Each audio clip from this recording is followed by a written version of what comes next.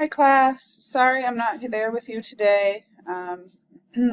So I'm going to give this video to you and that should be covering your notes, and so hopefully that will be enough to get you to understand the lesson. So we talked on Tuesday about radical expressions. You're familiar with them and we're going to talk about them again today. So defining, right, starting with some definitions right here. What is a radical expression? Any expression containing a radical symbol. Not always a square root. It can denote a cube root, a fourth root, or higher. Again, you've seen some of those. We were transferring, right, remember, from exponents to radicals. So you've seen things that are square roots, cube roots, fourth roots. And remember, I was showing you guys how to plug those into your calculator, so you should hopefully remember how to do that as well. What does it look like? There are 3 examples here. This would be said as the square root of 5xy. Remember that if there is not a number right there, that it's assumed to be a 2, so that's why it's called a square root. This one would be said as the cube root of 8. And then this one would be the 9th root of x squared, y to the 8th, z to the 3rd. So those are just examples of different radical expressions that you might see. Underneath here, parts of a radical. I defined these for you in class already, so you should be familiar with the terminology. 5 is considered a coefficient, 6 is considered an index, and x is considered your radicand. Okay? Coefficient, index, and radicand. Okay. Multiplication property of square roots. Can you multiply them? And yes, you can. So the square root of a times the square root of b is equal to a times b, or the square root of a times b. The example over here, putting actual numbers in. The square root of 8 times the square root of 14 is equal to the square root of 112. So what that's telling you is that yes, you can multiply square roots. Sometimes a radical expression may not be a perfect square but can be simplified. Okay, you guys have simplified radical expressions before in Algebra 1. I've seen some of you actually do it in class, so I know that you have the ability to do it. We're going to review that though for a moment. So example number 1. You're going to create a factor tree of the radicand. Your radicand is 48. Okay. Now you might split up 48 differently. For example, you might split it up instead of 4 and 12, you might split it up as 2 and 24. That's totally fine if you split it up differently. If you keep going, you eventually will get to what I have.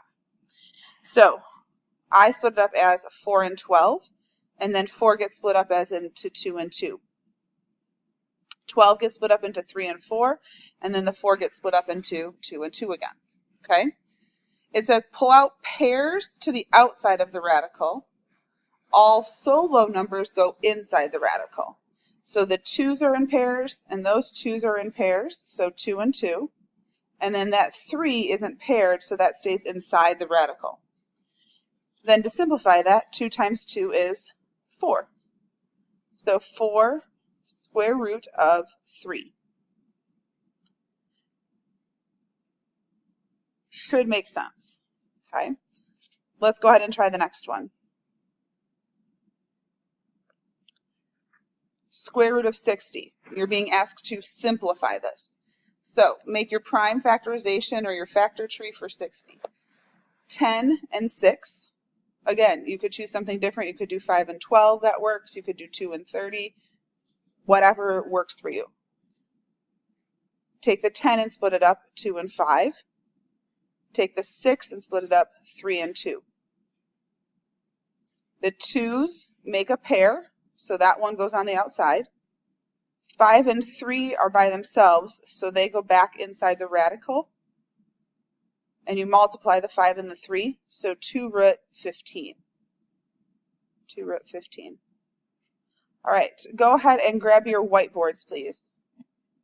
I want you to go ahead and try this. Can you go ahead and simplify the square root of 250? And then underneath there, I gave you some options, so it's multiple choice question. Go ahead and try that. So please pause the video, give the students maybe a minute or two to try and simplify the square root of 250. Okay, hopefully you guys had enough time to solve that. The square root of 250, split it up as 25 and 10. 5 and 5 get split up. 2 and 5 get split up. The 5 and 5 is a pair, so that goes on the outside. The 2 and the 5 go on the inside, so 2 times 5 is 10. So that will leave you with 5 root 10, which gets you letter B, 5 root 10. All right. Oops.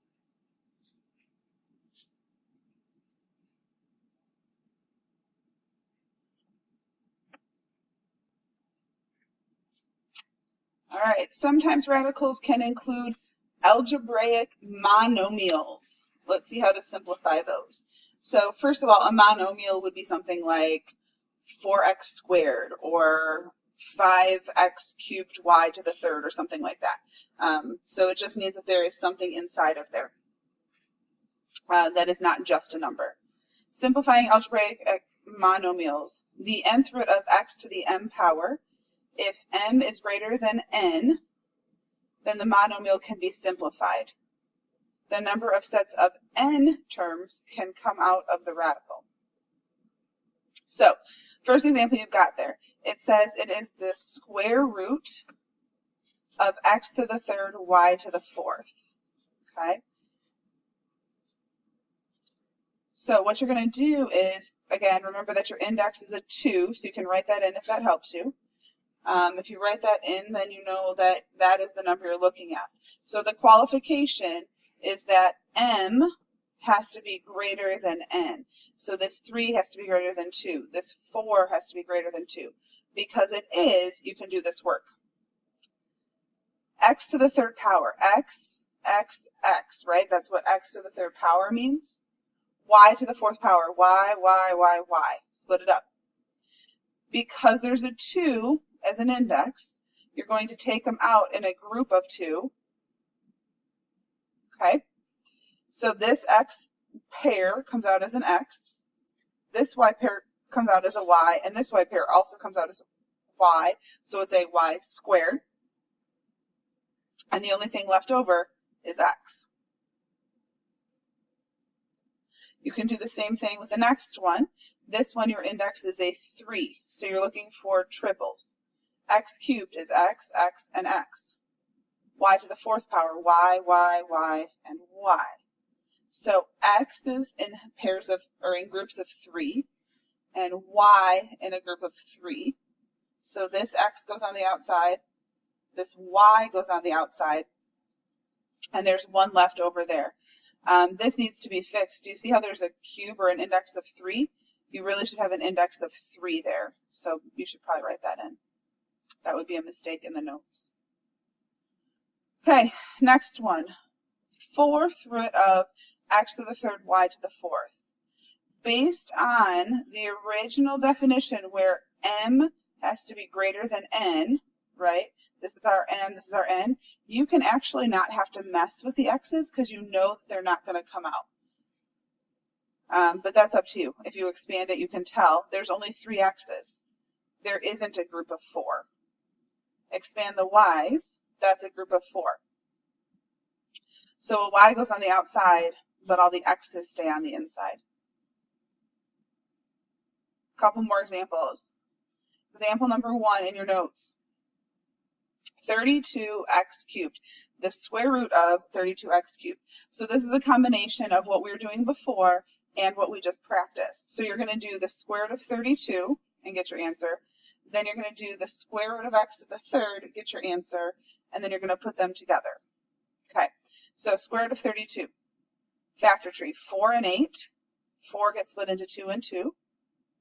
8 gets split into 4 and 2. And the 4 gets split into 2 and 2. It's a square root, so you're looking for pairs. So the 2's go in a pair, and these 2's go in a pair. So you have 2 times 2 on the outside. And then there's this 2 that doesn't get paired with anything that goes on the inside. So 4 root 2. That's your square root of 32. Now you're going to do the square root of x to the third power. So x, x, and x. There's one pair of x's, so you pull that one out, and there's one left over. Okay, so now you're going to take those two things and put it together. The 4 and the x are on the outside, so 4x. And then there's a 2 and an x, so that should actually have a 2x underneath it. That, again, would be a mistake. It needs to be 2x.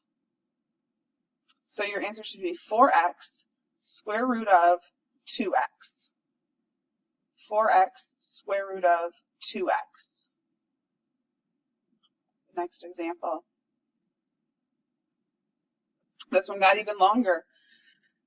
Cube root of 56, r to the 8th power, s to the 4th power. Okay, so take your number over here, take your variables over here. 56, factor tree, 7 and 8. 8 gets split into 4 and 2. 4 gets split into 2 and 2. Why are 3 of these circled? Anybody have any guesses? Because it's cubic, right? Go back to their index. You're looking for groups of 3. So the 2 goes on the outside. The 7 doesn't have any other 7s with it, so 7 stays on the inside of the radical symbol. Okay, r to the 8th. You have 8 r's. You have 4 s's. You are looking again, index is 3, so you're looking groups of 3. There's one group of 3. There's another group of 3. And then there's one group of 3 of s's. So there's 2 r's, so r squared. There's one group of s's. There's 2 r's left over and 1 s. So r squared s square root of r squared s. So same thing, you're going to put these together. The 2 on the outside, the r squared and the s. So 2 r squared s.